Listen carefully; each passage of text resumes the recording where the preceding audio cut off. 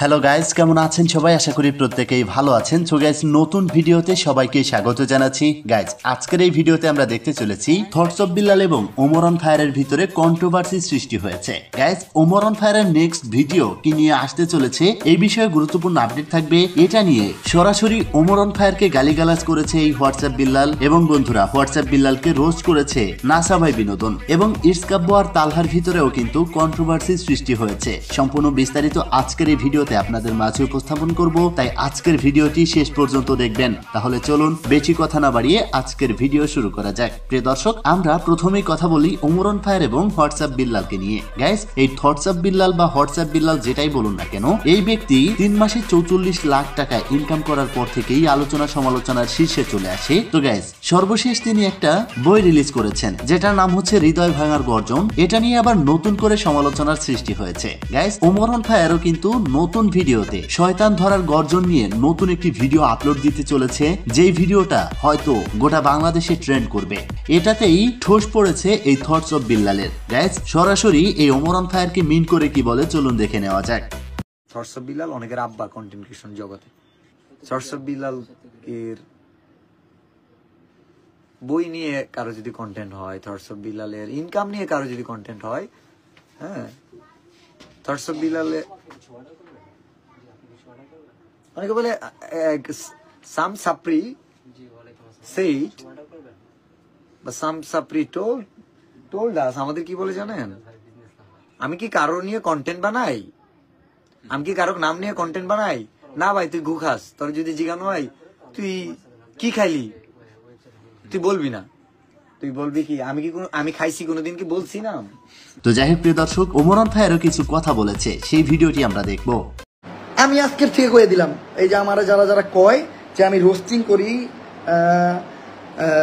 Roasting না কইরা roasting করি দেখে আমার এত ফলোয়ার, এটা সেটা। আমার ফলোয়ার যেটি অগমাতায় এই জ্ঞান আছে, ওদের এই নলেজ আছে যে রোস্টিং একটা কন্টেন্ট। আমি কিন্তু রোস্টিং করি না, আমি আবারও কিন্তু আমি রোস্টিং করি না, কিন্তু যে কইব আমি রোস্টিং করি, আমি রোস্টিংই করি। কিছু পারলে কইরা খাও।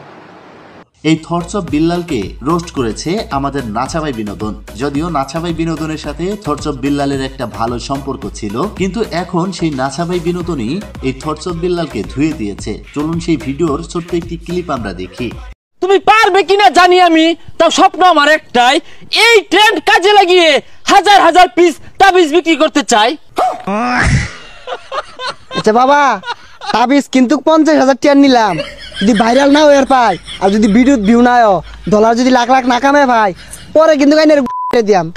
গাইস, ওমর অন ফায়ারের এই শয়তান ধরার গর্জন এই ভিডিওটা কেমন হতে চলেছে অবশ্যই একটু কমেন্ট বক্সে লিখে জানাবেন, এবং কে কে ওয়েট করছেন এই ভিডিওর জন্য সেটাও কমেন্ট বক্সে লিখে জানাতে ভুলবেন না। গাইস, এদিকে বাংলাদেশের 2টা টিম ইন্দোনেশিয়ায় গিয়েছে ই স্পোর্টস খেলার জন্য। তো এর আগে ইটস কাব্য তার চ্যানেলের ভিডিওগুলি ডিলিট করে দিয়েছিল এবং অনেক মায়া কান্না করেছে তার ভিউয়ার্সদের জন্য। গাইস, এটা নিয়ে কথা বলেছিল আমাদের তালহা ভাই। সর্বশেষ ইটস কাব্য আবার তার ভিডিওগুলি ব্যাক এনেছে, পাবলিককে বোকা সাজিয়ে দিয়েছে, এবং পরবর্তীতে আরো ইমোশনাল অনেক কথা বলেছিল। এটা নিয়ে মুখ খুলেছে তালহা ভাই। তালহা ভাই কি বলে চলুন দেখে নেওয়া যাক।